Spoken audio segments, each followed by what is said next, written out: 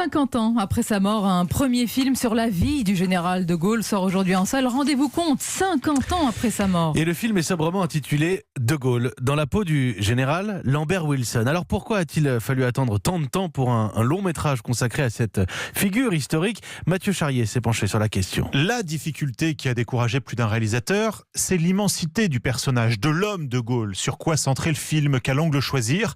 Gabriel Le Baumin a donc décidé de recentrer son histoire sur les quelques semaines précédant l'appel du 18 juin et surtout sur comment le général a géré durant cette période sa famille, son couple avec Yvonne.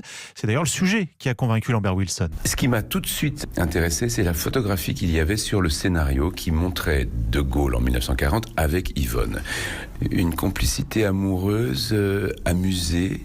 Et je me suis dit, ce De Gaulle-là, qu'on ne connaît pas, c'est plus facile de l'aborder. Donc c'est moins impressionnant. Et à ce moment-là, je me suis dit, c'est bon, allez, on fonce. Ensuite, il a fallu composer le personnage, décider d'imiter ou non le phrasé si particulier du général. On ne peut pas avoir cette voix tonitruante, pleine d'emphase, avec des airs roulés dans des scènes, famille, passe-moi le sel, des choses très très simples. Non. Et s'est libéré de tous ses poids que Lambert Wilson a pu camper De Gaulle comme n'importe quel autre personnage.